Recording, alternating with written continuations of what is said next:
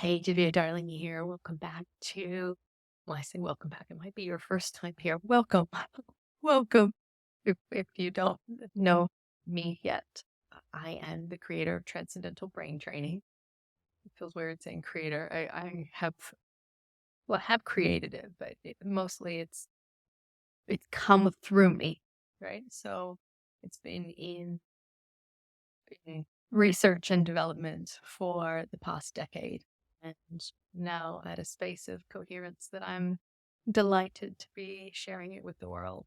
Feels now is the time to share this energetic technology with you so that you can use it to enhance your life. It's not just for people that can afford the $1,000, multiple thousands of dollars a month.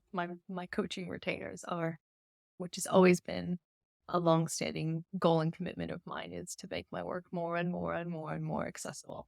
So, thrilled to be here in making these videos. I had a lot to overcome in terms of teaching when there isn't a live audience giving me real feedback.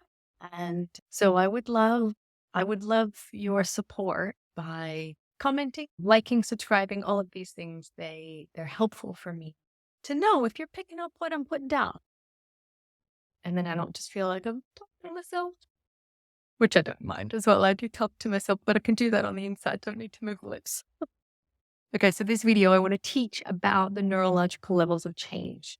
It's a model I've taught for ages and ages because it is so potent and powerful. So this triangle that you'll see on the screen is the recognition that our awareness, well, let me say it another way. Change happens at the level that we place our attention. And there are many, many different ways that we can address an issue. So just as we talked about in the video on koshas, if you haven't watched that, you can go back and watch that. All of these are different aspects of self, different layers of self. We can have different things going on in different layers, right? I didn't use the metaphor in that video, but it's like a house where, there can be something completely different going on the top floor, attic, let's say, versus the basement. Completely different things happening, yet they are part of the same house, part of the overall same structure. So this type of awareness where we're wanting to include more and more and more things that might seem in contrast to each other. Someone that's very quiet and peaceful, and someone's, just resting in the basement, and maybe there's a rager party happening in the top floor, right? All of these things can be happening simultaneously. And what allows for them is that we create a greater sense of self to envelop them, to be able to encompass and envelop them and include them. It's like, yeah, it's all going on here. And that's where the spiritual saturation comes in. So I'm referencing other videos so that you can go back and watch those videos. But this video, neurological levels of change. Neurological levels of change, basically change happens at the level with which we place our attention. So no matter what the issue is that you're having, no matter what it is, we're talking about, I'd love you to give me an issue that you're having. So I'm going to invite you to do that. Play along, right? I'm going to make this as clean as possible in my teaching so you can play along. Bring to your awareness the aspect of your life that you most wish you had a magic wand, right? We all have them. Be honest with yourself. We all have aspects that's like, oh, if I had a magic wand, I would. This is the human condition. This is part of being human. So just being able to recognize that in your humanity, there's this part that's like, there's something that I desire to change, right? If that's there, and you can connect to that. If it's in your awareness and you can connect to that. So on the base level, the bottom of the pyramid is you can change your environment, right? Have a different physical space around you. And some issues. This doesn't really work for. It's not really an option to change the environment. But for me, I'll use an example for me when I did used to really struggle with depression and suicide ideation. Not that I knew it at the time that it was depression. I just thought everybody else was as miserable as I was, that they just did a better job of hiding it. That was genuinely what I thought back then. But back then, so addressing it on the environmental level, I moved countries, thinking if I change my environment, then I'll be happier, right? And this is often where people address an issue. It's like, let me do something on the physical level, the environmental level. So the level up from that is the level of behaviors.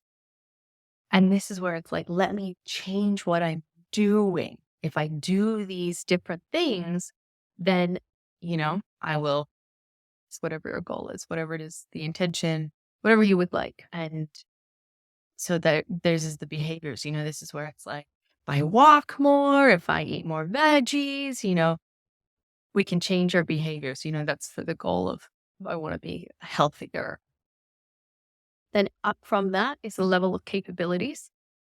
And capabilities is, I need to train more, I need to learn more, I need to upskill myself, become more qualified in something. And maybe that's what leads people to the Transcendental Brain Training practitioner program, perhaps, this operating on the level of capabilities. I need to learn more. And that's okay, like the driver. Up from that is the level of beliefs.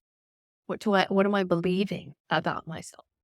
What do I imagine to be true on, the world? What beliefs do I hold around this topic? It could be something. I'll just give you some beliefs that are common, like it's hard to make money, or money's hard to come by, or losing weight's difficult, change is hard. All of these things, these can be beliefs that are subscribed to consciously or unconsciously, right? So levels of belief, investigating, being honest with yourself. What am I believing here? And up from that is the level of identity. What am I believing about myself? What follows the I am? I am blank. I am, a this, a that, or whatever comes next. What do we believe about ourselves? And if it's anything other than infinite, then it's not broad enough to encompass the truth of who you are, because the infinite holds space for the finite and the fragile, right? So this is, again, embracing paradox, but identity level, right? And then at the kind of apex and in and through all of it is the kind of experience of being. How am I being in this moment? And this being, it's like, we can't really answer that question, because when we're playing in the level of being, there's, we're in wordless territory. So, and it's not necessarily like it's, am I connected with my beingness? Am I aware of my beingness? And because the energetic is different. The energetic is different there, because all of the other aspects of this neurological levels of change, these are the different things that are evolving and becoming. They're all, our environments change. They evolve. Like, who's lived in the same house their entire life? Even if you have lived in the same house, it's not like you don't leave the house and go to another environment. Like, the environments change. So the environments are constantly changing, same as our behaviors, capabilities, beliefs, identity, all of these things, they're in flux, they're moving. The beingness is there's a stability there that can act as a bit of an anchor and a backdrop to allow for more mobility in other aspects, right? So because I have stability in my awareness of the truth of who I am, then I can play with different identities, let's say, or whether they're identities. It's like clothes, right? I can wear different outfits. Why? Because there's enough freedom of expression there. I don't know how clearly I have explained that, so I would love your feedback. It might be the first time you're being exposed to this model. And, sometimes we don't know what other people don't know. And that's what kept me from teaching for a really long time, I have to say, is that I just assume everybody else knows this stuff. And after years and years of people saying, no, we don't know this. We don't know this stuff. We want to hear more from you. I've decided, okay, I'll embrace the tech. When we're learning something new, there is change. There's energy required for change. So this is a project that's required energy. But I've made this my priority for this year to be sharing with you here on YouTube. And this is all these are foundational content for anyone that does do the practitioner program, the Transcendental Brain Training practitioner program, which is a 9-month container from March to November. And so I'll have links in the description. And yeah, I look forward to seeing you in the comments and chatting with you in the comments. I'd love your feedback. I'm not remembering for every video, but I'm wanting to get into the practice because I'm still new to this with sharing, let's say, bonus material at the end if you watch to the very end of the video. And so this one, so on neurological levels of change, what can I offer? Like a piece of, like an offering of me. Well, I did share about my experience. The first time I moved to Australia, I thought that, in some way all my problems would disappear, which sounds a bit insane to me now. So it's much easier to, I think, recognize that anywhere you go, there you are. And every moment is a mix of pleasure and pain. And paradoxically, we can expand our sense of self so we can be with in a more nourishing and fulfilling way. So it feels like bliss, so our experience of it is joy, peace, bliss, no matter what is happening in the external world. And I've had a lot of experiences where people have projected their ideas of like, oh my God, you must be really stressed or you must be really overwhelmed. And look, that does happen at times, maybe when like a big cloud will come and kind of obscure the